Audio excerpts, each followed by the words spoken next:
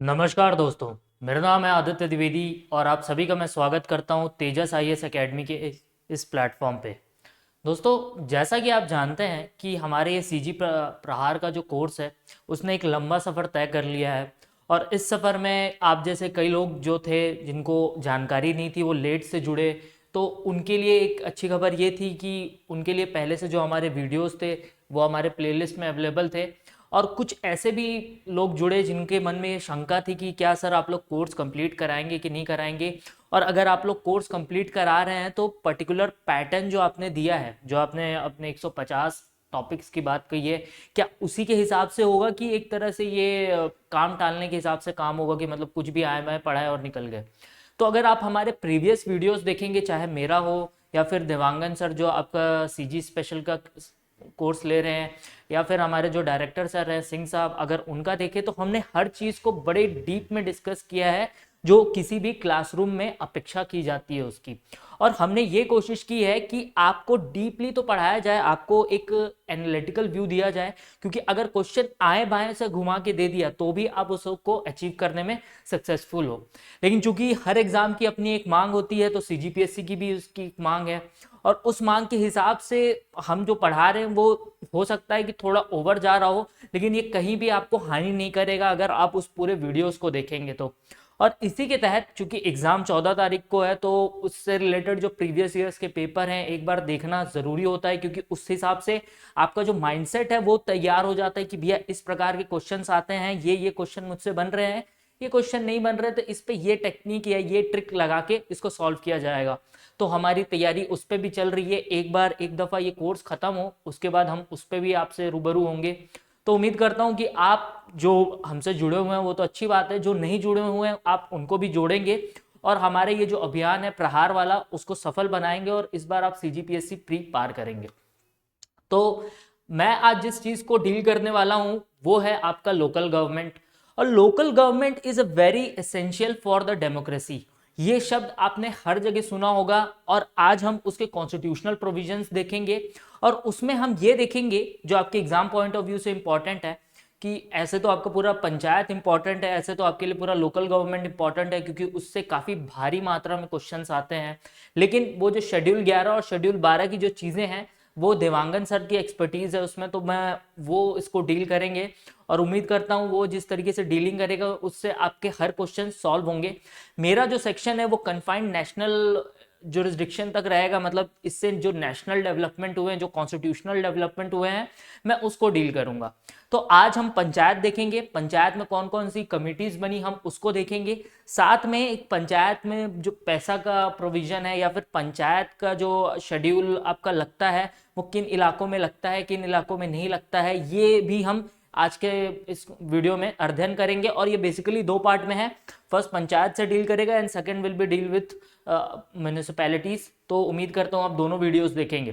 तो शुरू करते हैं दोस्तों। एवोल्यूशन ऑफ पंचायती राज। अगर आज का आप करंट सेटअप देखें तो आज का जो करंट डेमोक्रेटिक सेटअप है वो जाहिर तौर पे एक वेस्टर्न मॉडल पे डिपेंड करता है कि मतलब जब आपके यहाँ फ्रेंच रेवोल्यूशन शुरू होता है तो वहां पे एक तरह से स्टेट की परिकल्पना होती है और वो स्टेट में फिर एक डेमोक्रेटिक सेटअप आता है और धीरे धीरे वो एक तरह से इवॉल्व होते होते आज का जो परिदृश्य है, आज का जो उसका एग्जेंशियल फॉर्म है उसमें आता है। लेकिन भारत के रेस्पेक्ट में जो डेमोक्रेसी है वो हो सकता है आज का जो दौर हो उस हिसाब से ना रही हो, लेकिन हम कहीं पे भी किसी भी दौर में हम डेमोक्रेसी जैसे शब्दों से या एक लोकल गवर्नमेंट जैसे शब्द जो थे वो हमारे लिए एलियन नहीं थे, हम उससे अपरिचित नहीं थे। एग्जाम्पल के लिए आप नालंदा बिहार का एग्जाम्पल ले जहाँ पे लिच्छवी राज था, वहां पे आपको एक तरह से अपना एक इंडियन मॉडल का लोकल पंचायत मिलेगा। उसके बाद आप चोला अंपायर में जाइए तो वहां पे भी आपको लोकल पंचायत और लोकल एडमिनिस्ट्रेशन का एक नुमाइंदा देखने को मिलेगा। फिर आप घिसक के आइए कर्नाटका में तो वहां पे जो गुरु बसवाना थे उनके द्वारा जो सभा बैठाई जाती थी वो उसका एग्जाम्पल है। तो इंडिया में जो आपके छोटे छोटे जो डिफरेंट डिफरेंट, चाहे वो आपके ट्राइबल के रूप में पंचायत लगना हो या फिर डिफरेंट डिफरेंट कास्ट के द्वारा पंचायत हेल्ड करना हो, एक तरह से ये जो आपके लोकल गवर्नमेंट का जो मॉडल था वो इंडिया में काफी समय से चला आ रहा था और ये धीरे धीरे इवॉल्व होता गया। लेकिन आज जिस चीज से हम डील करेंगे वो उन पर्टिकुलर हिस्टोरिकल एस्पेक्ट से डील करेंगे जो पोस्ट इंडिपेंडेंस आया है। ठीक है, तो ऐसा नहीं है कि जो लोकल गवर्नेंस है, जो पंचायत का मॉडल हमें कहीं से मिला है, ये विरासत हमें अपने लोगों से ही मिली है, लेकिन ये इन्वॉल्वमेंट जो इसकी है इसमें जाहिर तौर पे जो एक्सटर्नल फैक्टर्स हैं उनका भी रोल है। अब जैसा कि मैंने आपको कहा कि ये इंडिया पोस्ट इंडिया की कहानी है, ये कि जैसे भारत आज़ाद होता है तो उस भारत की आज़ादी में जो आपका लोकल गवर्नेंस है उसका जो पेनिट्रेशन है वो मास तक कैसे लेकर जाया जाता है। तो स्टार्टिंग में आपके आर्टिकल 40 में, और जब मैं कल आपको डीपीएसपी पढ़ा रहा था तब मैंने आर्टिकल 40 का जो उसकी आत्मा जो बसती है वो गांधीयन फिलॉसफी से है, वो मैंने आपको बताया था। आर्टिकल 40 इस चीज का जिक्र करता था कि एक विलेज पंचायत हो जो अपनी समस्याएं, जो अपनी परेशानी है उसका समाधान खुद ढूंढे, जो अपने विकास के जो रास्ते हैं वो अपने हिसाब से तय करे और इस तरह से एक तरह से उसके पास ऑटोनॉमी हो अपना भाग्य तय करने का, अपनी समस्याओं का निवारण करने का। और इसी के बेसिस पे जो आपके उस दौर की गवर्नमेंट है जिसको पंडित नेहरू लीड कर रहे थे, तो पंडित नेहरू गवर्नमेंट ने कुछ मॉडल ट्राई किए, कुछ एक्सपेरिमेंट्स ट्राई किए, जैसे आपका कम्युनिटी डेवलपमेंट वाला है उसको ट्राई किया, फिर नेशनल एक्सटेंशन प्रोग्राम है इसको ट्राई किया, लेकिन वो उतने सफल नहीं हुए। और इसके पीछे का जो कारण था वो ये था कि जो उस टाइम का जो एक तरह से प्रयास था वो अधूरे मन से था। अब अधूरे मन से कहने का मेरा तात्पर्य ये है कि उसके पीछे उतना ज्यादा स्टैट्यूट बैकिंग नहीं थी। और एक चीज आप ध्यान रखिए, क्योंकि आप एडमिनिस्ट्रेशन में जाने वाले हैं, कोई भी काम, कोई भी ऐसा अगर परंपरा, अगर वो नियमों के हिसाब से, अगर वो किसी स्टैट्यूट से सपोर्ट नहीं की जाती है, तो अगर नेता आता है और अगर वो कोई अच्छी परंपरा लेकर आता है लेकिन वो उसको लॉ के रूप में कन्वर्ट करने में असफल होता है, तो उस केस में बहुत बड़ी संभावना है कि उस नेता के जाते ही वो जो परंपरा थी, जो हो सकता है कि एक इन लार्जर सेंस काफी फायदा कर रही हो, अच्छा कन्वेंशन प्रस्तुत कर रही हो, लेकिन वो भी निपट जाती है नेता के आने और जाने से। तो अगर कोई अच्छे कन्वेंशन को, अगर उस परंपरा को सिर्फ परंपरा बना के नहीं रखना है, उसको एक तरह से जरूरत भी बनानी है, उसको एक तरह से स्टैंडर्ड बनाना है, तो उस केस में उसकी स्टैट्यूट बैकिंग होना बहुत जरूरी है। और ये स्टैट्यूट बैकिंग हम जैसे लोग जो कि एडमिनिस्ट्रेशन में जाना चाहते हैं उनके लिए काफी इंपॉर्टेंट है, क्योंकि जो सरकारें हैं, जो आपका एडमिनिस्ट्रेशन है, वो उसको जो ईंधन चाहिए, जो उसको फ्यूल चाहिए काम करने का, वो लॉ होता है। और without any substance of law कोई भी आपका एक्सपेरिमेंट, कोई भी आपका कन्वेंशन कभी भी लॉन्ग टर्म नहीं हो सकता, और अगर लॉन्ग टर्म भी हुआ तो हो सकता है वो सक्सेसफुल ना हो पाए। तो आर्टिकल 40 का मैंने आपको बताया, जो एक्सपेरिमेंट हुए दोनों, वो दोनों उतने सफल नहीं हुए, लेकिन इस बीच कई सारी कमिटीज बनी और इन कमेटियों ने एक तरह से आज का जो आपका कॉन्स्टिट्यूशनल स्टेटस है पंचायती राज का, उसको डिफाइन करने में मदद किया। अब इन कमेटियों में जो प्रमुख कमेटियां हैं वो है आपके बलवंत राय मेहता कमेटी, उसके बाद Ashok Mehta committee, GVK Rao committee और एलएम सिंघवी कमेटी। इसके अलावा दो और कमेटियां हैं जिनके बारे में हम जानेंगे। और इन कमेटियों को हो सकता है कि आपको ये नाम अभी अहम लगे कि यार हाँ ये भी एक नाम होगा, लेकिन इनका जो कंट्रीब्यूशन है ये काफी अहम है। और इन जो चार आपको कमेटियां दिख रही हैं, एक तरह से इनने वन बाय वन जो ट्रांसफॉर्मेशन होता है उसको इस कमेटियों के द्वारा कंडक्ट किया गया है। तो शुरू करते हैं बलवंत राय मेहता कमेटी से। जैसा कि मैंने आपको बताया कि जो दो स्कीम थी नेहरू गवर्नमेंट की, कम्युनिटी डेवलपमेंट प्रोग्राम और नेशनल एक्सटेंशन सर्विस, जो एक तरह से आपका क्या कर रही थी, लोकल गवर्नमेंट को स्थापित करने का काम कर रही थी, लेकिन ये जो दोनों प्रोग्राम थे वो पूरी तरह असफल रहे। और इसके पीछे की जो सबसे बड़ी वजह है वो मैं आपको पिछले स्लाइड में उसका जिक्र कर चुका हूं। तो अब सरकार ने इस पे स्टडी करना शुरू किया कि भैया ऐसा क्यों हुआ, कि ऐसा तो नहीं है कि इंडिया में ये जो प्रथा थी वो ऊपर से थोपी जा रही थी, ये तो सदियों की पारंपरिक प्रथा थी उसके रूप में, चाहे वो ट्राइबल्स की पंचायत लगना हो या जात के बेसिस पे पंचायत लगना हो, या फिर मैंने जो लिच्छवी का एग्जाम्पल दिया, चोला का एग्जाम्पल दिया, गुरु बसपन्ना का एग्जाम्पल दिया, तो ये सब परंपराएं, ये जो प्रथा है वो हमारे यहाँ कहानियों के रूप में काफी प्रचलित है, फिर ये क्यों असफल हो गया। तो इसके असफल होने का जो सबसे बड़ा कारण था वो ये था कि लोकल पंचायत के आने के बाद जो उस दौर की एग्जिस्टियल एडमिनिस्ट्रेशन और ब्यूरोक्रेसी है वो उन दोनों के बीच सामंजस्य नहीं बैठ पा रहा था। अब आप ध्यान दीजिए, जिस दौर की मैं बात कर रहा हूं, आपके गुरु बसवन्ना की बात हो या चोला अंपायर की बात हो या फिर लिच्छवी राज्य की बात हो, उस सारे गणराज्य में वो जो दौर थे उस समय ब्यूरोक्रेसी जैसी सख्त चीज, और स्पेशली ये जो ब्यूरोक्रेसी है वो अंग्रेजों के टाइम से एक तरह से डिराइव है, वैसी सख्त ब्यूरोक्रेसी, हेरारिकल ब्यूरोक्रेसी नहीं मौजूद हुआ करती थी, लेकिन अब उसका एग्जिस्टेंस आ चुका है। और इसीलिए ये जो कमेटी है इसको बैठाया गया कि भाई आप इसको ब्यूरोक्रेसी के साथ जो लोकल पंचायत है उसका किसी तरह एक मिलाप कराइए, जिससे क्या हो कि ये जो पर्टिकुलर पॉलिसी है वो इंप्लीमेंट हो पाए। तो आपके बलवंत राय मेहता कमेटी ने 3 रिकमेंडेशंस दिए। उनने कहा, और इसका उनने नाम दिया democratic decentralisation, which ultimately came to be known as Panchayati Raj. उनने कहा, अपनी जो रिपोर्ट सबमिट की, उनने कहा कि सर अगर इसको फेवरेबल बनाना है, इसको लॉन्ग रन में सक्सेसफुल बनाना है, तो आपको इसको चरण बाय चरण इसको वो करना पड़ेगा, इंप्लीमेंट करना पड़ेगा। ये एकाएक आप इंप्लीमेंट नहीं कर सकते, एकाएक आप अपने एडमिनिस्ट्रेशन पे नहीं थोप सकते, क्योंकि एट द एंड अगर उस दौर में देखा जाए तो जो एडमिनिस्ट्रेटर है, जो डिस्ट्रिक्ट कलेक्टर है, that according to prime minister is the last officer according to him, जो उनके बातों को इंप्लीमेंट करेगा। और इस केस में अगर जो डिस्ट्रिक्ट कलेक्टर है इन स्कीम्स को इंप्लीमेंट करने में कतराता है, जिससे कहीं ना कहीं उसको ये भावना आती है कि अगर इसको मैं इंप्लीमेंट करूंगा तो जो मेरा रसूख है, जो मेरा कंट्रोल है वो कम होगा, तो इस केस में उसको एक बार इंप्लीमेंट करने में फायदा नहीं है, उसको बारी बारी किया जाए, चरण बाय चरण मध्य से किया जाए। तो सबसे पहले उन्होंने कहा कि इसके लिए 3 चरण होना जरूरी है। अगर आप पंचायती राज को भी सिर्फ एक सिंगल लेयर में लेके जाएंगे तो वो उतना सक्सेसफुल नहीं हो पाएगा, क्योंकि भारत की उस समय की आबादी 85% के आसपास गांव में बसती थी, और आज भी अगर आप देखेंगे तो गांव की संख्या 6.5 लाख के आसपास है।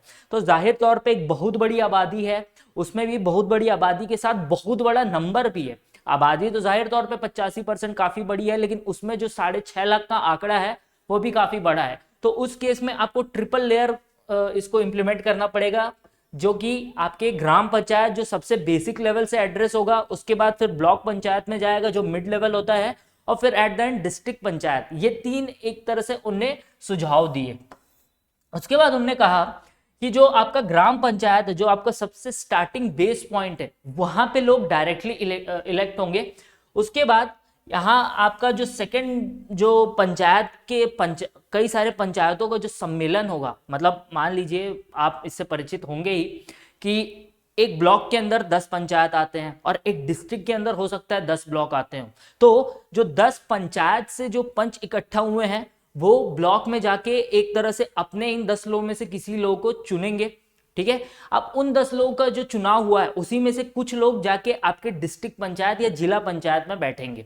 तो यही सेम चीज उनने कही, और उनने कहा कि यहां पे जो प्राइमरी ऑब्जेक्टिव होना चाहिए, क्योंकि भारत नया नया आजाद हुआ है, एक तरह से आपके पास फंड्स की काफी ज्यादा कमी है, तो यहाँ पे जो पंचायत हैं उनको एक तरह से क्या इस्तेमाल में लाना चाहिए, उनको एक तरह से जो डेवलपमेंट के काम है उसमें उनको इम्प्लीमेंटर के रूप में लाना चाहिए। उस समय कहीं पे भी ये परिकल्पना नहीं थी कि उनको फंड एलोकेट किया जाए या उनको एक तरह से रिवेन्यू जनरेट करने का मौका दिया जाए। उस समय ये सब कोई परिकल्पना नहीं हुई थी। एक तरह से उनको इम्प्लीमेंटेशन जो हैंड है, जो प्राइम मिनिस्टर के हिसाब से डिस्ट्रिक्ट पे जाके रुकता है, उस इम्प्लीमेंटेशन हैंड को एक्सटेंड करके गांव तक पहुंचाने की बात थी, ठीक है। उम्मीद करता हूं आपको ये तीनों पॉइंट क्लियर हुए होंगे। अब यहां से कहानी आगे बढ़ते जाती है। बलवंत राय मेहता कमेटी की जो रिकमेंडेशंस थे वो उतने मतलब इंथुजियास्टिक मैनर में इंप्लीमेंट नहीं हो पाए, क्योंकि इसके पीछे का कारण था कि अगर आप 57 के बाद का दौर देखें तो 62 में आपका वॉर हो जाता है, 62 के बाद 65 में वॉर हो जाता है, उसके बाद फिर आपके यहाँ नेचुरल कैलेमिटीज आ जाती हैं, ड्रॉट आ जाता है, उसके बाद फिर 1971 का बांग्लादेश लिबरेशन वॉर हो जाता है। तो इस ये जो पूरा आपका कालखंड था वो आपके जो नेशनल मुद्दे थे उसकी वजह से उसमें चहल पहल थी। और उस दौर की सरकारों का ध्यान इस पे जाहिर तौर पे नहीं जा रहा था, क्योंकि आप भाई अपना एग्जिस्टेंस की लड़ाई लड़ रहे हैं, आपका यहाँ पे वॉर चल रहा है, वहां पे वॉर चल रहा है, कभी आपके यहाँ ड्रॉट आ जा रहा है, तो उस पर्टिकुलर मुद्दे में वहां पे पहले तो एग्जिस्टेंस के लिए लड़ाई चल रही थी। तो इसलिए जो बलवंत राय मेहता कमेटी की जो रिकमेंडेशंस थी बहुत जायज होने के बावजूद भी इंप्लीमेंट नहीं हो पाई, और एक तरह से जो बलवंत राय मेहता कमेटी की रिकमेंडेशन के बाद से जो पंचायत का स्वरूप आया वो उतना सक्सेसफुल नहीं आया। अब एक और इसके पीछे की एक और बड़ी वजह यह थी कि जो पंचायत को था वो पंचायत के जो सेटअप है वो स्टेट्स पे छोड़ा गया था, कि स्टेट गवर्नमेंट के ऊपर है कि वो उसको इंप्लीमेंट करती है कि नहीं करती है। तो एक तरह से डिस्क्रिशन में स्टेट के चला गया था। अब स्टेट गवर्नमेंट इसको पॉलिटिकली जाहिर तौर पे इस्तेमाल करेगी, क्योंकि पॉलिटिक्स है, तो आप इन दोनों चीज़ों को डिवाइड वो नहीं कर सकते, डाइवोर्स नहीं कर सकते। तो पॉलिटिक्स में इसका एक तरह से पॉलिटिकल इस्तेमाल होने लगा। अगर किसी पॉलिटिकल पार्टी को लगता है कि भैया हाँ उसका जनाधार सही है, तो वो पंचायत के इलेक्शन करवा देती थी, और वो एक बार पंचायत के इलेक्शन होते थे तो वो कई कई साल बाद फिर होते थे। मतलब एक तरह से कोई उसमें कंटिन्यूटी नहीं थी कि हर 5 साल में करना है, हर 3 साल में करना है। हो सकता है एक बार इलेक्शन के चुनाव हुए और 20 साल तक इलेक्शन के चुनाव नहीं हो रहे हैं। उसके बाद कई बार पार्टीज ऐसा होता था कि इलेक्शन के चुनाव कराती थी, लेकिन उनके हिसाब से अगर रिजल्ट नहीं आता था तो उसको कैंसिल करवा देती थी। तो ये सब एक तरह से इरेगुलरिटी की वजह भी थी कि आपका ये बलवंत राय मेहता कमेटी की रिपोर्ट का जो रिकमेंडेशन था वो उतना सक्सेसफुल नहीं दिखा। फिर कहानी आपकी आती है 1977। 1977 में भारत जो है उसकी जो राजनीतिक पृष्ठभूमि है, जो उसका बैकग्राउंड है वो चेंज हो चुका है, क्योंकि वो भारत अब 1971 के वॉर के बाद के जो इंसिडेंट्स हुए हैं, चाहे वो आपका इमरजेंसी लगना हो या फिर इमरजेंसी के खुलने के बाद जनता गवर्नमेंट आनी हो, तो जाहिर तौर पे बहुत बड़े बदलाव हो चुके थे। अब यहाँ पे जो सरकार आती है वो अशोक मेहता कमेटी को इंट्रोड्यूस कराती है और उसको बोलती है कि आप पंचायती राज के जो अभी तक प्रोसीजर्स हुए हैं उसको स्टडी कीजिए और अपनी एक रिपोर्ट दीजिए कि इसको किस तरीके प्रभावी मैनर से इंप्लीमेंट किया जा सकता है। तो अशोक मेहता कमेटी 1977 में अपॉइंट हुई, जो कि जनता गवर्नमेंट का चुनाव जीतने का साल था। उसके बाद इसने कहा कि 3 टियर में जाने के बजाय इसको 2 टियर में जाना चाहिए। अब ये 2 टियर कौन सा, उसका कहना है कि आप ग्राउंड लेवल पे एकदम मत जाइए इलेक्शन करवाने, क्योंकि उसके हिसाब से अगर आप ग्राउंड लेवल पे इलेक्शन करवाने जाएंगे तो आज भी कई ऐसे गांव हैं जहां पे जो अशिक्षित लोग हैं उनकी संख्या बहुत ज्यादा है। अब जहां पे लोग बहुत ज्यादा अशिक्षित हैं और फिर जो आपका समाज है उसमें कास्ट डिस्क्रिमिनेशन है, उस केस में हो सकता है कि वहां पे जो कैंडिडेट सेलेक्ट होगा वो पब्लिक कॉन्शियस या पब्लिक पॉपुलैरिटी को रिप्रेजेंट नहीं करता हो, वहां के पब्लिक जो एक भावना है, जन भावना है, उसको रिप्रेजेंट नहीं करता हो। तो इसके लिए उनने कहा कि आप 2 लेवल का यहाँ पे अडॉप्ट कीजिए। और इस पे क्वेश्चन आ सकता है कि किसने 3 लेवल का आपको रिकमेंड किया, किसने बोला कि सिर्फ 2 लेवल का आपका पंचायती राज होना चाहिए। इस पे क्वेश्चन बनते आया है और बनते रहेगा, क्योंकि इसमें इतनी सारी कमेटीज आई हैं कि कई बार बच्चा कंफ्यूज हो जाता है कि भाई कौन सा 3 लेयर बोल रहा है, कौन सा 2 लेयर बोल रहा है। तो अगर आपको अशोक मेहता कमेटी दिखेगी तो जाहिर तौर पे वो 2 लेयर है, और उसमें अगर आपको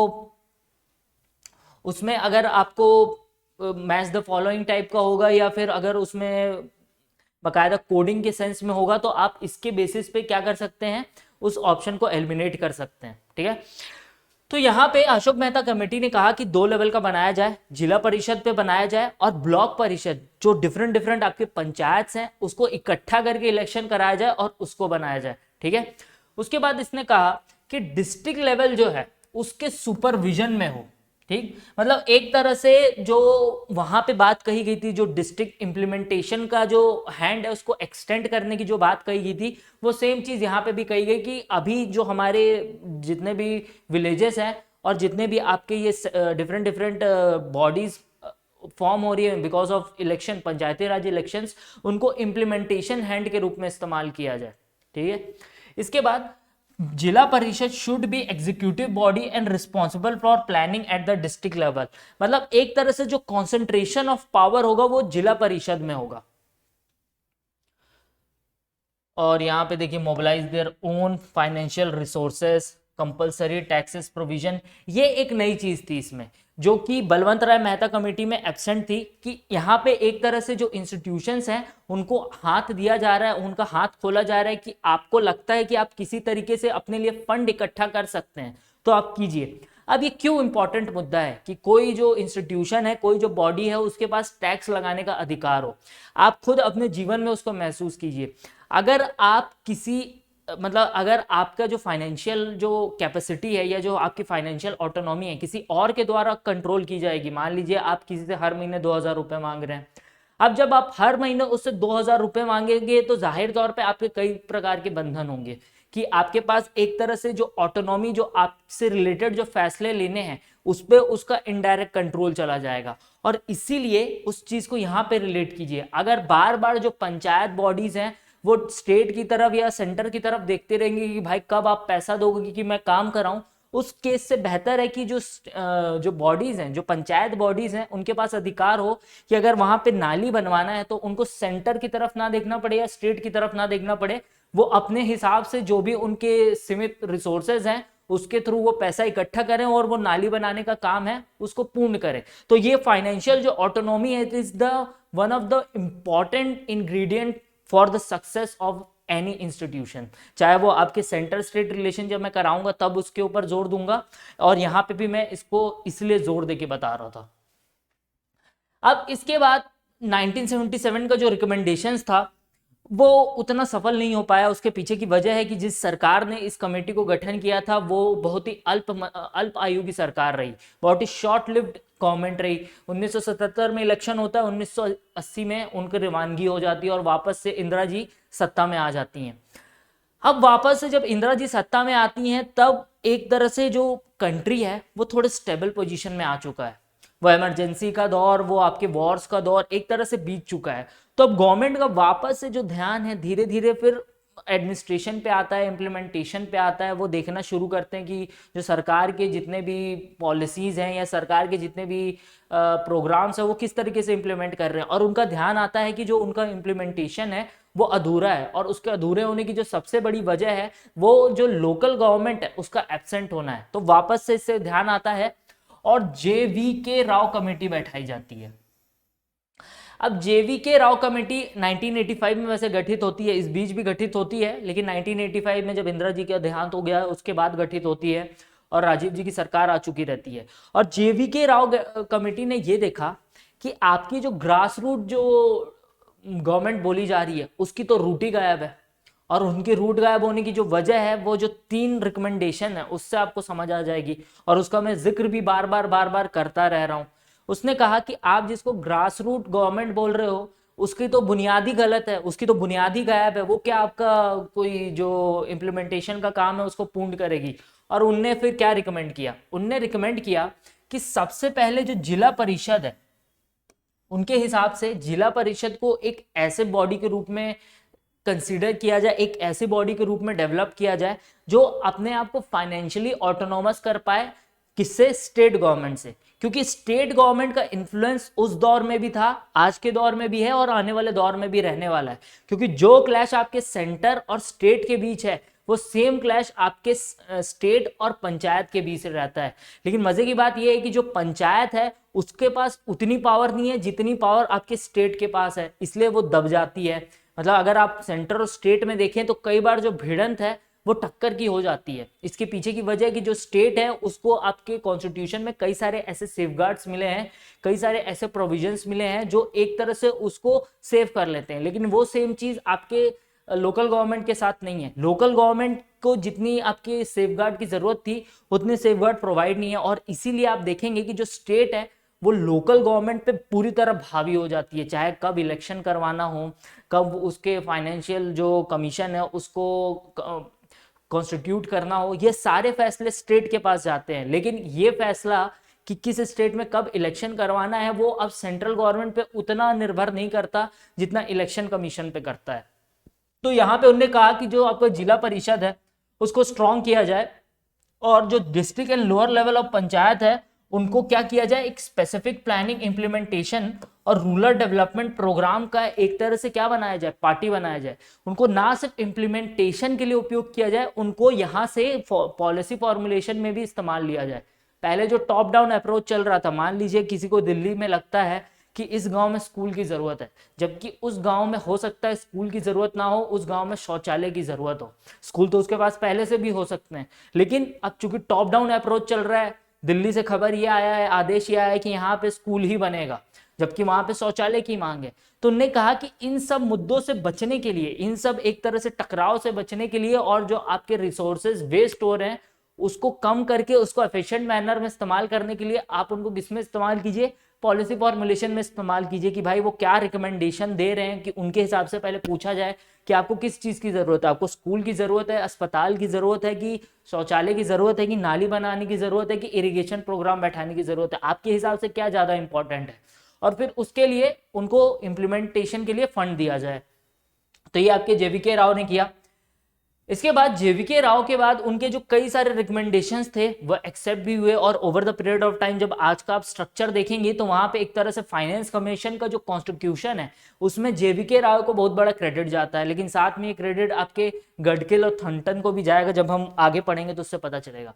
एलएम सिंघवी, एलएम सिंघवी एक काफी ही प्रख्यात आपके वकील थे, और जो अभी उनके बेटे हैं अभिषेक मनु सिंघवी, वो कांग्रेस से राज्यसभा मेंबर है, और वो भी काफ़ी ही एक इन्फ्लुएंशियल लॉयर हैं। अगर आप कोई बड़े बड़े केसेस देखेंगे तो उनको रिप्रेजेंट करते हैं।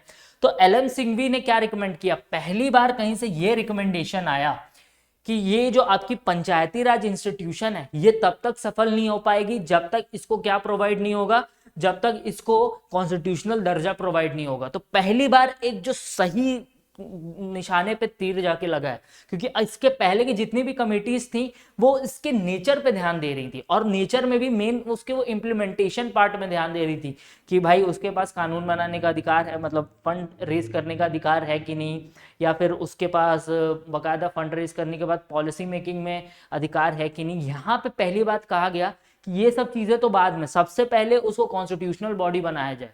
अगर मान लीजिए सबसे पहले अगर आपको कपड़ा दिया जा रहा है कि भाई आपको लाल पहनना है, पीला पहनना है, नीला पहनना है, ये सब ठीक है, ये सब तो बात की बात है, सबसे पहले थान तो पकड़ो, सबसे पहले दुकान की वो चीज तो पकड़ो जिससे कपड़ा बनेगा।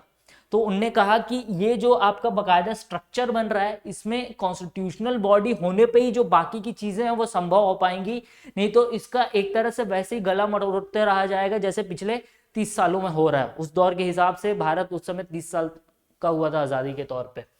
तो उनने कॉन्स्टिट्यूशनल स्टेटस की बात की। इसके बाद इनने भी जो है कमेटी के रूप में रिकमेंड किया कि जो विलेजेस हैं उनको 3 लेयर में कॉन्स्टिट्यूट किया जाए, कि ग्राम पंचायत बने, फिर ब्लॉक पंचायत बने, और फिर एट द एंड जिला पंचायत बने। इसके बाद इनने कहा कि जो फाइनेंस है वो विलेज पंचायत के पास हो। इसके पहले का जो रिकमेंडेशन था कि जो फाइनेंस को इकट्ठा करने का जो शक्ति है वो आपके जेवीके राव कमेटी बोलती थी कि वो जिला परिषद के पास जाए, वो फाइनेंस इकट्ठा करे और क्या करे, फिर वो डिवोल्यूशन करे और वो डिवॉल्व करके आपके जो डिफरेंट डिफरेंट लेयर है वहां तक पहुंचाए। लेकिन इसने बोला कि जो फाइनेंस इकट्ठा करने का अधिकार है वो स्टार्ट फ्रॉम वेरी स्टार्टिंग, वो भाई आपके ग्राम पंचायत से स्टार्ट हो जाए। कि हो सकता है कि जो आपका जिला पंचायत है वो अकॉर्डिंग टू ग्राम पंचायत पैसा नहीं देगा, तो इससे बेहतर है कि ग्राम पंचायत अपना पैसा खुद इकट्ठा करे और फिर वो डिसाइड करे कि उसको कहाँ पे इम्प्लीमेंटेशन करना है। अब यहाँ पे एक चीज और ध्यान देना जरूरी है, किसी भी पंचायत के पास या किसी भी म्यूनिसिपैलिटी के पास इतने सोर्स ऑफ रेवेन्यू नहीं होते हैं कि वो अपने ही खर्चे पे, अपने ही जो आमदनी पे अपना खर्चा निकाल ले। तो इसलिए इनको ग्रांट्स मिलते हैं, कहाँ से, स्टेट से ग्रांट मिलते हैं। स्टेट फाइनेंस कमीशन के गठित होने के बाद वो जो रिकमेंडेशन देगी उसके बेसिस पे, उसके बाद सेंटर से ग्रांट मिलते हैं through according to finance commission जो रिकमेंड देगा उससे। तो ये दोनों चीज आप अपने दिमाग में रखिएगा। लेकिन फिर भी फाइनेंस जो जितने भी पैसे हैं, अगर जब तक उसके पास ऑटोनॉमी नहीं होगा, अगर वो 100% निर्भर रहेगा सेंटर और स्टेट पे कि उसको 100 के 100 रुपए अगर खर्च करने और 100 के 100 रुपए उसको जुगाड़ी करने, तो उस केस में उसके हाथ बंधे होंगे। लेकिन वह अगर 100 में से 25 रुपए भी वो कमाता होगा तो जो 25 रुपए की जो उसकी जरूरत है वो तो वो अपना कर पाएगा। उम्मीद कर रहा हूं कि आपको समझ आ रहा होगा। तो उनने यही कहा कि जो विलेज है वो अपना खुद से स्टार्ट करे। और फिर उनका आखिरी ये था कि चूंकि ये लॉयर थे और लॉयर होने की वजह से जाहिर तौर पे आप जिस बैकग्राउंड से आते हैं उसका कहीं ना कहीं इंप्रेशन दिखना है, तो उनने कहा कि जो विलेजेस है वहां से केसेस जो हाई कोर्ट और जो दूसरे डिस्ट्रिक्ट कोर्ट्स में जो जाते हैं उसमें बड़ी समस्याएं होती हैं। और जो सबसे बड़ी समस्या ये होती है कि गांव का जो आदमी रहता है उसके पास पैसे नहीं होते, गांव का जो आदमी रहता है उसके पास जानकारी नहीं होती है, तो कई बार वो ठगी का शिकार हो जाता है। और उनकी बहुत ही जायज़ ऑब्जर्वेशन थी, तो उनने कहा कि क्यों ना जो आपके गांव के जितने भी आपके जितने भी आपके ग्राम पंचायत हैं वहाँ की मतलब हर 5 ग्राम पंचायत के बीच में एक न्याय पंचायत बनाया जाए, जिससे वो उन 5 जो गांव हैं उनकी समस्याओं को सुने और उसका निवारण करे। बहरहाल ये काफ़ी ही जायज़ था, लेकिन अब reason best known to the parliamentarians की एक्सेप्ट क्यों नहीं हुआ। और इनने इसके साथ ही कहा कि अगर आप ऐसा करेंगे तो ना सिर्फ जो कोर्ट्स हैं उनके भार कम होंगे, यहाँ पे एक तरह से क्या होगा, जो पॉपुलर कंसेंसस है एक आर्बिट्रेशन का वो और स्ट्रांग होगा। इसके बाद आपकी थंगटन कमेटी बनती है।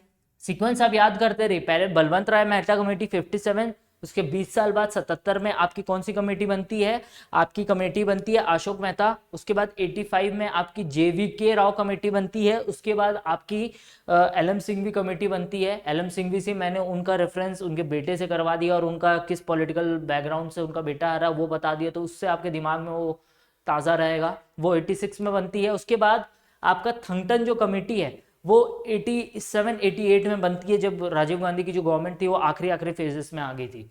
उसने भी 3 महत्वपूर्ण चीजों का जिक्र किया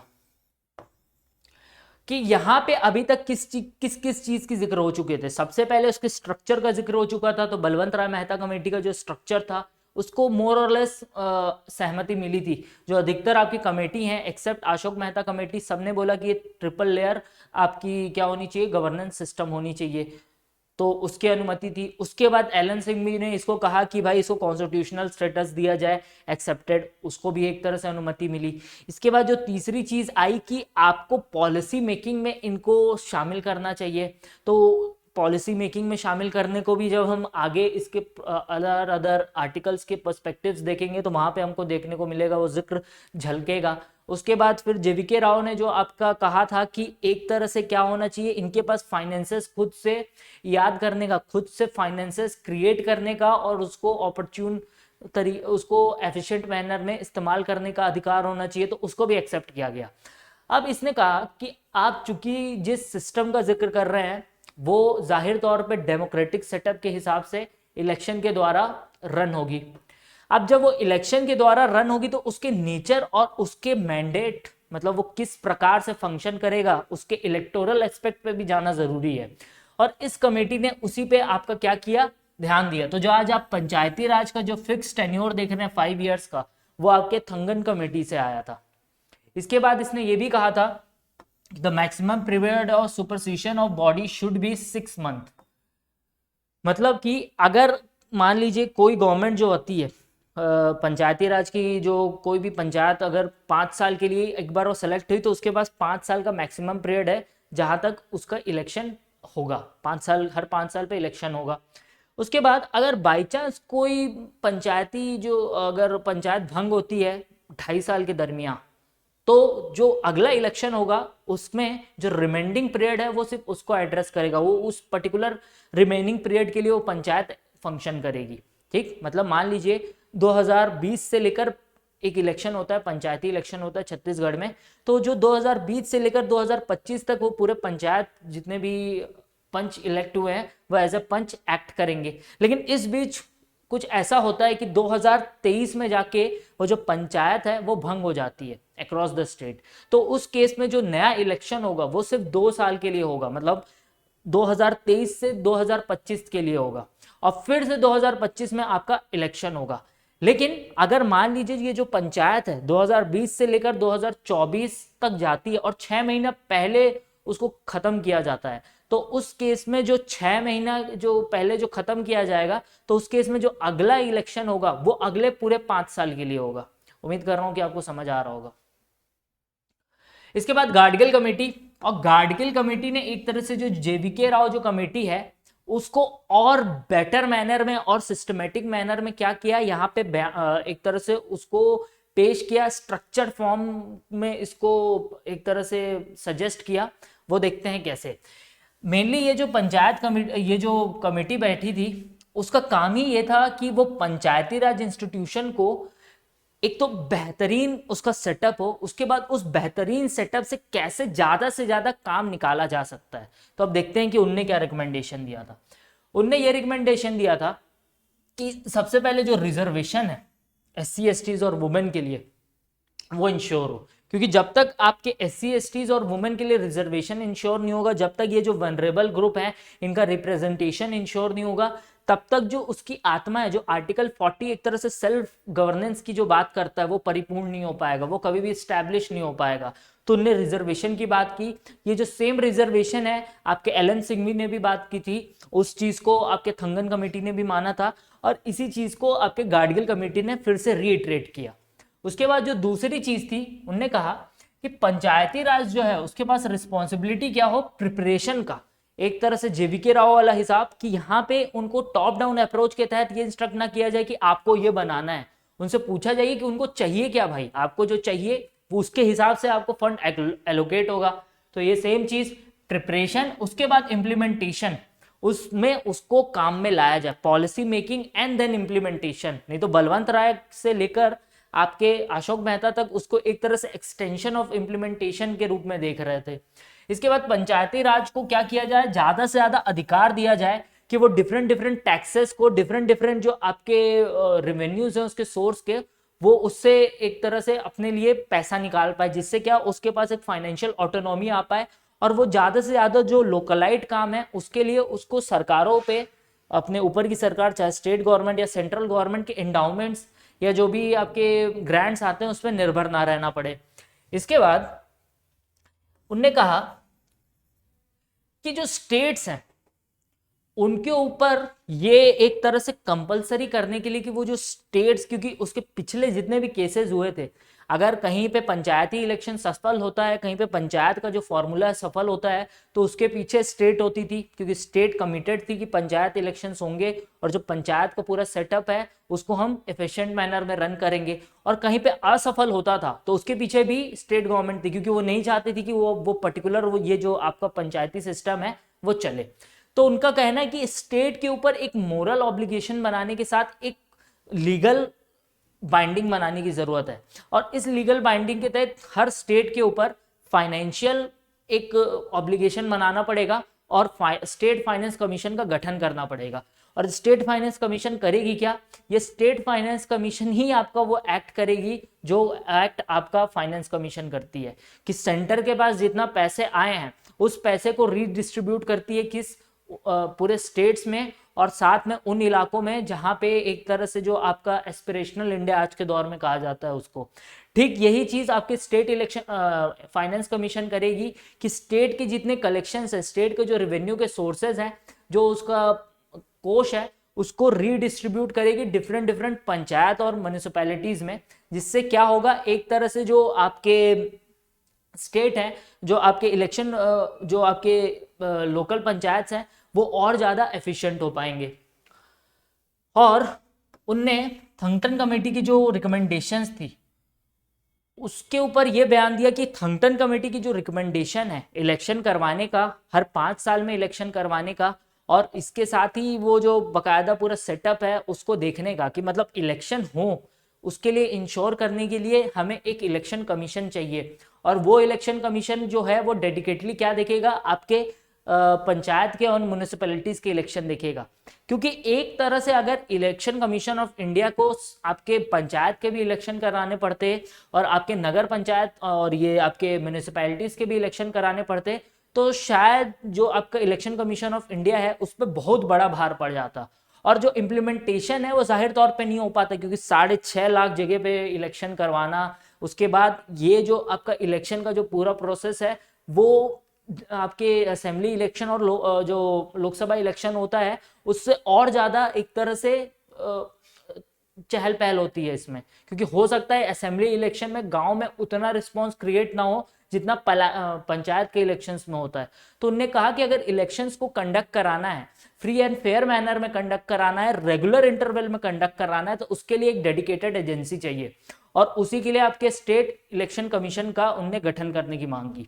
उम्मीद कर रहा हूं कि आपके ये जो सारे रिकमेंडेशन डिफरेंट डिफरेंट कमिटीज ने दिए वो आपको समझ आ रहे होंगे, क्योंकि यही रिकमेंडेशन आगे जाके आपके डिफरेंट डिफरेंट जो आर्टिकल्स के डिफरेंट डिफरेंट जो क्लॉजेज हैं उसके रूप में स्टैब्लिश होते हैं।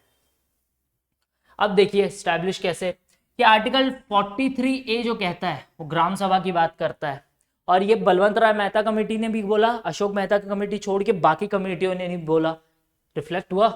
इसके बाद कंपोजिशन ऑफ इलेक्शन, ये हर आपकी कमेटी ने जिक्र किया है। रिजर्वेशन ऑफ सीट, जिसे गाडगिल कमेटी, थंगटन कमेटी और किसने बोला, आपकी सिंघवी कमेटी ने बोला, ठीक। इसके बाद आपका duration of panchayat and so on, तो एक तरह से गाडगिल कमेटी और थंगटन कमेटी जिस चीज का जिक्र कर रहे थे वो आपका आर्टिकल 243E कि भाई ये जो इलेक्शन होंगे वो 5 साल के लिए होंगे और हर 5 साल में होंगे, और उस केस में अगर 6 महीना पहले इलेक्शन भंग होता है तो फिर 5 साल के लिए इलेक्शन होगा वो 5 साल के लिए वैलिड रहेगा, और अगर वो 6 महीने से पहले अगर वो इलेक्शन भंग होता है, वो पंचायत भंग होती है, तो जो रिमेंडिंग पीरियड होगा उसके लिए इलेक्शन होगा। उसके बाद power, authority and responsibility of the panchayat, ये भी हमने हर डिफरेंट कमेटीज में देखा। इसको आपके कॉन्स्टिट्यूशनल प्रोविजन के रूप में कहाँ लिया गया, आपके इसमें लिया गया। इसके बाद देखिए ये power to impose taxes and funded by the panchayat, Thungon committee, आपके जेवी के थंगटन कमेटी और आपके Gadgil committee. Constitution of finance commission to review financial position, Gadgil committee, उसने फाइनेंस कमीशन बनाने की मांग की जो एक तरह से क्या रहे, लीगली बाइंडिंग हो, किस पे, स्टेट्स पे हो। उसके बाद इलेक्शन टू द पंचायत, किसने बोला था सबसे पहले, थंगटन कमेटी ने बोला था, और इलेक्शन कमीशन का जिक्र आपका यहीं से आता है, ठीक। जो आपका 243K है, इलेक्शन कमीशन का जिक्र, स्टेट इलेक्शन कमीशन का जिक्र यहीं से आपका रिकॉर्ड में आता है। उसके बाद आपका bar to interference by court in electoral matter, तो एक तरह से 243O को यहाँ पे इंक्लूड करने के पीछे का जो रीजन था, उस रीजन को जब आर्टिकल आप 329 को पढ़ेंगे तो वहां पे आपको पता चलेगा कि आर्टिकल 329 भी ये कहता है कि जब तक इलेक्शन चलेगा उस पूरे इलेक्शन प्रोसेस में कोई भी जो मामला है उसका एजुकेशन वो कौन करेगा, वो आपकी इलेक्शन कमीशन करेगी। मतलब कोई भी जो विवाद उत्पन्न होगा, कोई भी विवाद का समाधान, कोई भी विवाद के ऊपर निर्णय इलेक्शन कमीशन ऑफ इंडिया लेगा। मैं आर्टिकल 329 की बात कर रहा हूं। और इस बीच ये जितने भी मामले हैं वो कोर्ट्स में जाके चैलेंज नहीं हो पाएंगे, तो जिससे क्या होगा, आपके इलेक्शन कमीशन की एक तरह से जो ऑटोनॉमी है वो सिक्योर रहेगी। नहीं तो हो सकता है कि इलेक्शन कमीशन कल कुछ फैसला ले और लोग जाके उठ के कोर्ट में चैलेंज करना शुरू कर दें, और इस तरीके से जो पूरा आपका प्रोसेस है इलेक्शन का वो प्रभावित होना शुरू हो जाए। उसी सेम चीज को यहाँ पे आर्टिकल 243O के तहत किसको दिया गया, स्टेट इलेक्शन कमीशन को दिया गया, कि स्टेट इलेक्शन कमीशन जो फैसला पंचायत के रिलेशन में और आपके म्युनिसिपैलिटीज के रिलेशन में रहेगा वो आपका उस पूरे प्रोसेस में वो उसकी फाइनल से होगी। उसके मामले कोर्ट्स में नहीं जाएंगे, तब तक नहीं जाएंगे जब तक इलेक्शन का प्रोसेस फुल्ली कंडक्ट नहीं हो जाता। और इस तरीके से उसने election commission of the states की सैंक्टिटी को मेंटेन किया, उसकी वैधानिकता को मेंटेन किया। तो उम्मीद करता हूं दोस्तों आपके जो उसके कॉन्स्टिट्यूशनल प्रोविजंस हैं वो कहां से आए वो समझ आया होगा। उसके अलावा अगर कोई क्वेश्चन किसी कमेटी पे आता है तो आप उसको एड्रेस करने में जाहिर तौर पे समर्थ रहेंगे। अब यहाँ पे जो एग्जामिनेशन पॉइंट ऑफ व्यू से पूछा जा सकता है कि क्या इलेक्शन जो आपके पंचायती राज है जो आपका 73rd अमेंडमेंट के तहत इंट्रोड्यूस होता है, ये तो जाहिर तौर पे आप सभी को पता होगा और मैं पहले भी जिक्र कर चुका हूं कि ये जो आपका 243 आर्टिकल है फाइनली जाके 73rd अमेंडमेंट के तहत 1992 में इंट्रोड्यूस होता है कॉन्स्टिट्यूशन ऑफ इंडिया में। लेकिन ये जो 73rd अमेंडमेंट है जो part 9 of the Indian constitution है वो इंडिया के हर इलाके में सेम मैनर में अप्लाई नहीं होता। तो सबसे पहले हम ये देखते हैं कि जो आपका पार्ट 9 है वो कहाँ अप्लाई नहीं होता, कहाँ पे वो अप्लाई नहीं होता उसको सब्ट्रैक्ट आउट कर देंगे, मतलब रेस्ट ऑफ द इंडिया में वो अप्लाई होता है। तो यहाँ पे नागालैंड, मेघालय, मिजोरम और दिल्ली यहाँ पे अप्लाई नहीं होता। दिल्ली में अप्लाई नहीं होने की वजह यह है कि दिल्ली जो अगर आप देखेंगे तो 85% ऑफ द एरिया जो है वो अर्बन एरिया है और उसमें जाहिर तौर पे जो पॉपुलेशन है इज वेरी लिटिल और काफी मिगर पॉपुलेशन है जो आपके दिल्ली के आउटस्कर्ट्स में रहती है और उसकी वजह से इसको अप्लाई नहीं किया गया और इस पे आर्टिकल 61 जो आपका आर्टिकल 239AA है उसके तहत वहां पे इलेक्शंस होते हैं जो आपके 69th अमेंडमेंट के थ्रू इंट्रोड्यूस हुए हैं। ठीक है, अगर आपसे कोई कॉन्स्टिट्यूशनल उसका प्रोविजंस पूछ ले या फिर उससे कॉन्स्टिट्यूशन से रिलेटेड कोई अमेंडमेंट पूछ ले तो आप याद रखिएगा जो 69th अमेंडमेंट है जो दिल्ली को क्या बनाता है, एनसीटी नेशनल कैपिटल टेरिटरी बनाता है, वो 69th अमेंडमेंट के थ्रू हुआ है। और जो आपका पंचायती राज का जो सेटअप है वो आपके एनसीटी पे लागू नहीं होता है, वहाँ के जो पंचायत है मतलब वो जहाँ के जो गांव देहात है वहाँ पे आर्टिकल 239AA और जो एनसीटी के तहत जो प्रोविजंस बने हैं उसके तहत इलेक्शन होंगे।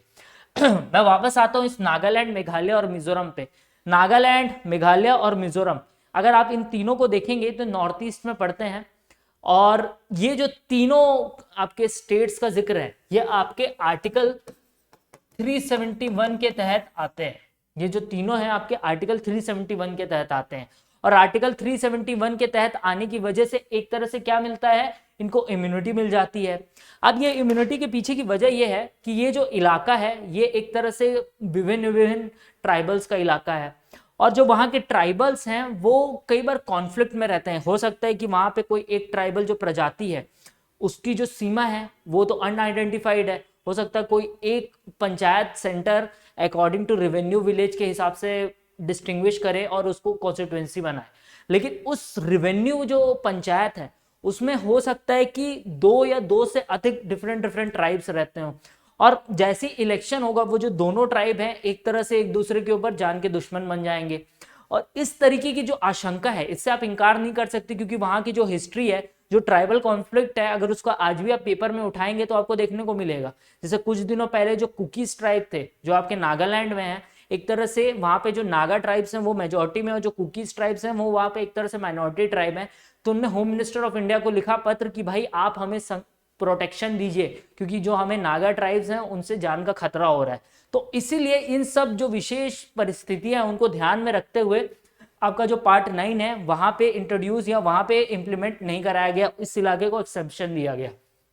इसके बाद जो schedule areas and the tribal areas in the state, ये बेसिकली आपकी किसकी बात कर रहा है, ये बेसिकली आपके शेड्यूल 5 की बात कर रहा है। शेड्यूल 5 क्या है इसको जानने के लिए आप मैं जो शेड्यूल वाला जो लेक्चर है उसको जाके देखिए, ना सिर्फ वहां पे आपको शेड्यूल 5 के बारे में पता चलेगा, इसके अलावा जो आपके 1 to 12 जो शेड्यूल है उसके बारे में भी पता चलेगा और उसमें कौन कौन से अमेंडमेंट आए हैं वो भी आपको पता चलेगा।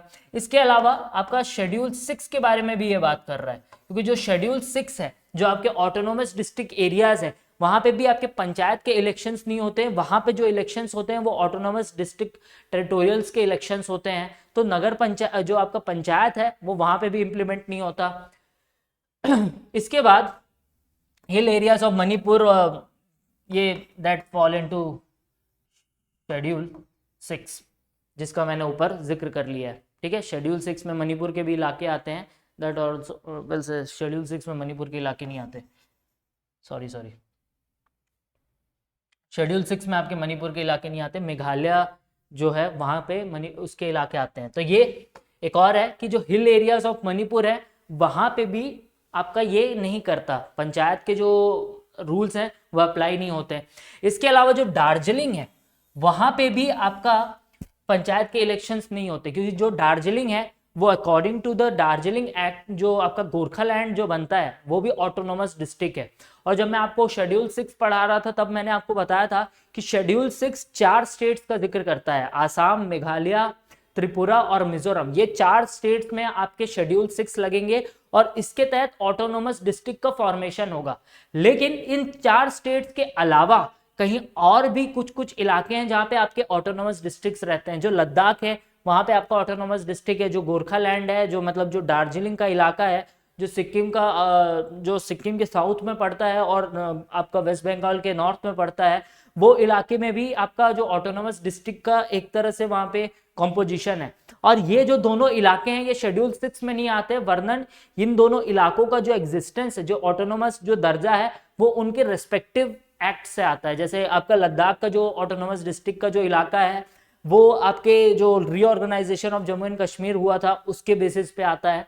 और जब मैं आपको शेड्यूल 6 करा रहा था तब मैं आपको बताऊंगा कि लद्दाख वाले क्यों मांग कर रहे हैं बार बार कि उनको शेड्यूल 6 के तहत जो ऑटोनोमस डिस्ट्रिक्ट है उसका स्टेटस दिया जाए। उसके लिए आप मेरा वो शेड्यूल वाला लेक्चर देख लीजिएगा। अब चूंकि अब हमने पिछले सेगमेंट में ये देखा कि जो आपका पंचायती है, जो पंचायती राज इंस्टीट्यूशन है, वो कहाँ कहाँ अप्लाई नहीं होता, तो मोर और लेस जो आपका शेड्यूल 5 है और जो शेड्यूल 6 है वहां पे अप्लाई नहीं होता। शेड्यूल 6 के लिए आप ये बोल सकते हैं कि सर वहां पे तो ऑटोनोमस डिस्ट्रिक्ट की एक व्यवस्था है, तो वहां पे समझ आता है कि वो ऑटोनोमस डिस्ट्रिक्ट के हिसाब से कंडक्ट करेगा। लेकिन व्हाट अबाउट जो शेड्यूल एरियाज है, जो शेड्यूल 6 के इलाके हैं, उनके लिए क्या, वहां पे क्यों नहीं होते? और छत्तीसगढ़ भी तो शेड्यूल 5 में आता है, लेकिन यहाँ तो पंचायत के इलेक्शंस होते हैं। अगर आप मध्य प्रदेश को देखें, वो भी आपके शेड्यूल 5 में आता है, वहां पे भी पंचायत के इलेक्शंस होते हैं। फिर आप कैसे बोल रहे थे कि शेड्यूल एरियाज में नहीं हो सकता है? तो उसका जवाब है कि ये जितने भी आपके पार्ट 9 जो है, जो आपके 5th शेड्यूल है, 5th शेड्यूल में कौन कौन से स्टेट्स हैं? छत्तीसगढ़ है, मध्य प्रदेश है, झारखंड है, उड़ीसा है, तेलंगाना है,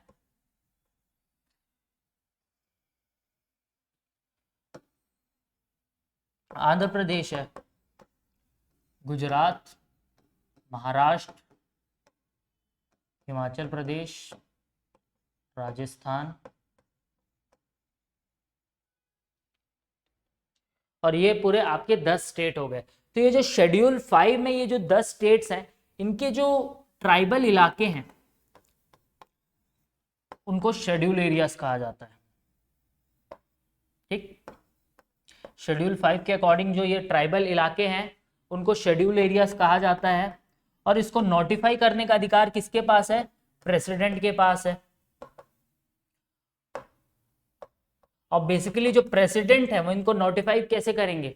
जाहिर तौर पे जो पार्लियामेंट है उसके तहत होगा, और इसमें पार्लियामेंट में अमेंडमेंट आपके सिंपल मेजोरिटी के थ्रू आएगा। Present and voting, half present and voting, जो 50% प्रेजेंट एंड वोटिंग के हिसाब से आएगा। उसके लिए भी जो आप मेरे कॉन्स्टिट्यूशनल अमेंडमेंट वाला लेक्चर देख लीजिएगा, वहां से क्लियर हो जाएगा। तो ये जो 10 इलाके हैं वहां पे आपका ये पैसा का एक्ट लगेगा। और 10 इलाकों में जो ये ट्राइबल इलाका है, दोनों में ध्यान दीजिएगा, छत्तीसगढ़ का जो इलाका है आपका बस्तर वाला इलाका है, वहां पे पैसा लगेगा।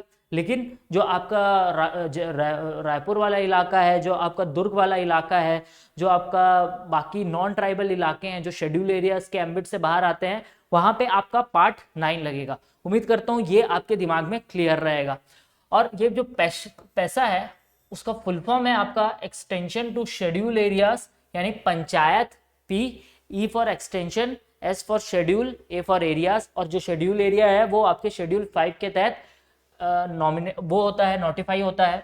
अब इसके क्या क्राइटेरियाज हैं? तो सबसे पहला, एक सेल्फ रूल का माहौल देना। जो ट्राइबल पॉपुलेशन है उसको सेल्फ रूल का माहौल देना, जो उसके कस्टम्स हैं, जो रिचुअल्स हैं, जो उनका ट्रेडिशन है, उसके अकॉर्डिंग वहाँ के लोग अपना फैसला बना सकें, अपने कस्टम के हिसाब से फैसला बना सकें, ताकि एक तरह से रिटेलिएशन की भावना ना आए, एक तरह से वहाँ पे एलियनेशन की भावना ना आए, या सुपर पोजिशन की भावना ना आए कि ये जो बाहर वाले हैं वो हम पे कानून लाद रहे हैं, सुपर इम्पोजिशन का वहाँ पे भावना ना आए। The village governance with participatory democracy, जो कि आपके पंचायत का बेसिक टेनेंट है, to evolve participatory governance consistent with tribal practice, traditional practice, safeguard tradition, customs of the tribal population, जो मैंने आपको एक लाइन में बताया उसी चीज का एक तरह से तर्जुमा है। to empower panchayat with to conducive tribal requirement, वो सेम चीज। और to prevent panchayat at higher level for assuming powers,